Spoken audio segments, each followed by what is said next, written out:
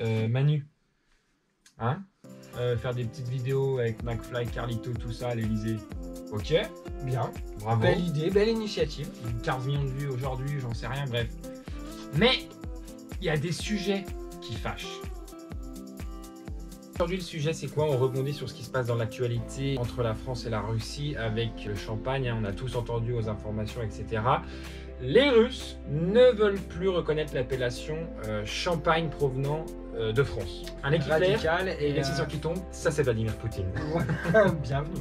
Les gros consommateurs de champagne. Ce sont des gros, ouais. Déjà à l'époque, il y a très longtemps, c'était les premiers consommateurs, c'est ça? C'était des grands fervents. Hein. Le tsar de Russie, il consommait du cristal à poison. Au Moyen-Âge, voilà, vraiment, on parle de remonter à aujourd'hui, le cristal, on le retrouve en boîte de nuit. Mais... ouais, aussi, ouais. Et aujourd'hui, c'était des vrais acteurs de cette consommation de boissons.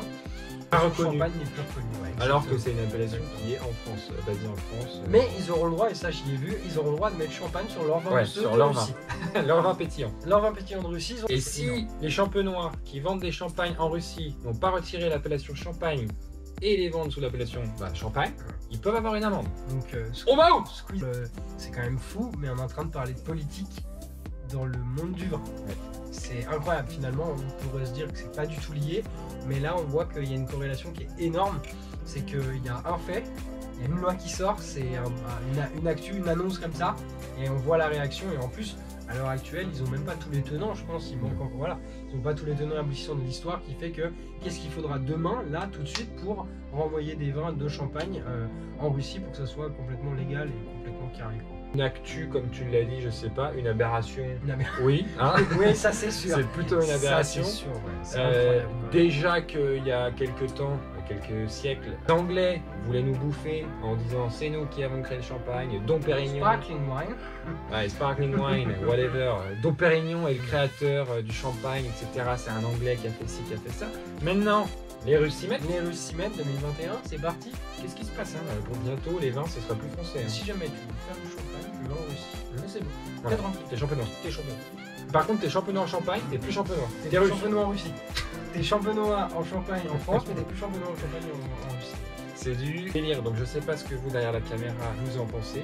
Dites-nous dans les commentaires ce pourrait être l'impact, parce que là c'est une attaque à l'histoire française, hein, puisque ça fait des centaines et des centaines d'années qu'on fait du champagne.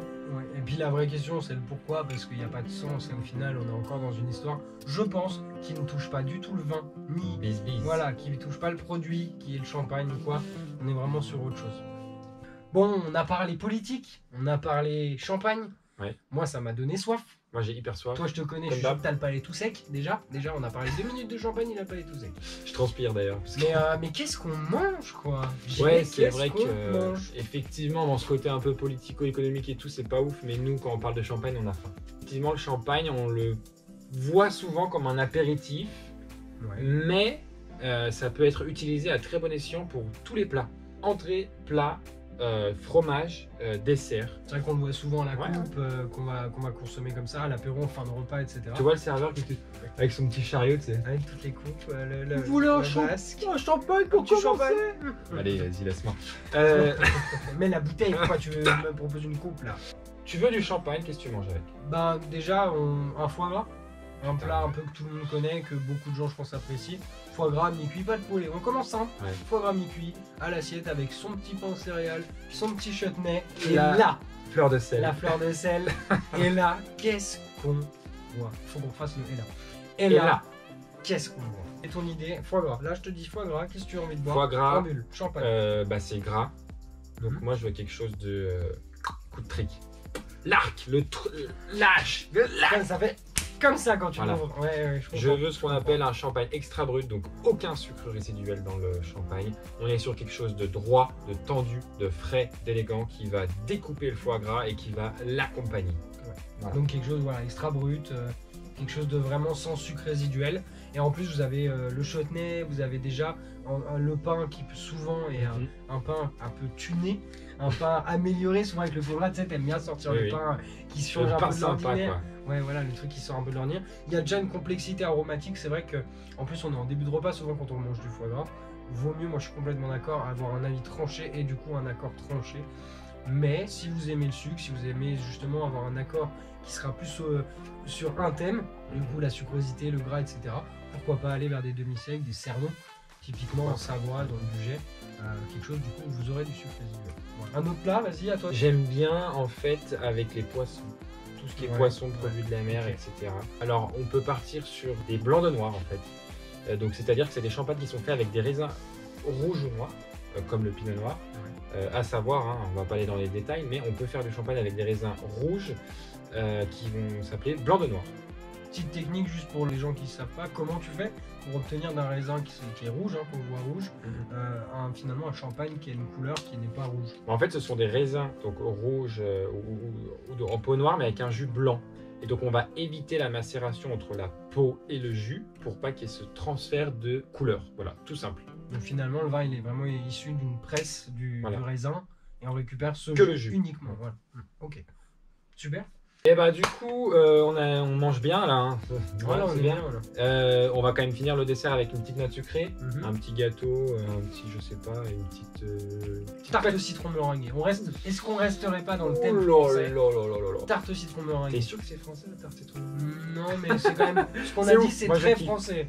C'est très français, le petit poisson en plat, le petit foie gras, on finit sur une tarte citron meringuée, on est bien. Eh ben vas-y, mais qu'est-ce que tu bois avec la tarte citron meringuée? Alors moi du coup je vais aller sur le même avis par rapport à l'accord que l'entrée, c'est-à-dire l'inverse du coup, contrebalancer. Ce que je veux ça va être de contrebalancer.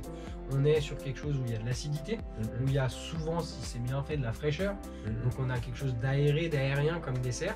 Pourquoi pas contrebalancer ça avec un peu de sucre justement. Donc là aller vers des champagnes demi-secs, voire doux, pourquoi pas, et aller vers quelque chose qui permettra justement d'accorder, de faire un peu un opposé l'opposition.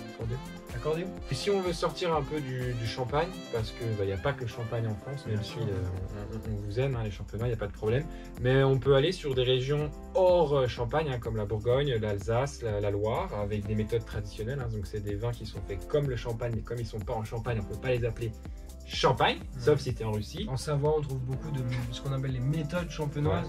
On produit la méthode, et encore une fois, on reste sur soit des bulles, soit des cerdons, mais ils n'ont pas l'appellation des créments, et ils n'ont pas l'appellation vraiment de champagne. Je vous invite derrière la caméra à nous envoyer des échantillons de champagne russe si ça vous... Si vous avez trouvé, mais on veut le mot champagne sur l'étiquette. Nous, parce qu'on veut goûter. On veut goûter, voilà. Mais on ne veut pas les payer. Non, et puis surtout, besoin de vos avis. Mettez dans les commentaires si vous avez déjà tenté des accords où vous mettez que des bulles. Alors, vraiment, c'est large, même si c'est de la bière ou quoi, mais dites si vous avez déjà fait des accords qu'avec des bulles pendant tout un repas ou juste pour un plat. Quel plat ça a été pour accorder cette bulle? Et puis, votre avis aussi sur le côté politique qui devrait, je pense, c'est un peu radical, mais que je pense qu'il n'a rien à faire dans cette histoire de vin, que ce soit du champagne, que ce soit autre chose. On est sur des entités, on est sur des titres, des histoires. Ça peut pas être cassé comme ça dans un endroit du monde. Aujourd'hui, je crois qu'il y a 120 pays, donc hormis la Russie, mais qui référencent le champagne est labellisé et tout est carré autour de ça. Voilà. Le mot de la fin, Jean-Baptiste? Alors pour faire les accords bulles, ce que vous pouvez faire en mot de la fin, c'est boire une coupe de champagne dans un jacuzzi.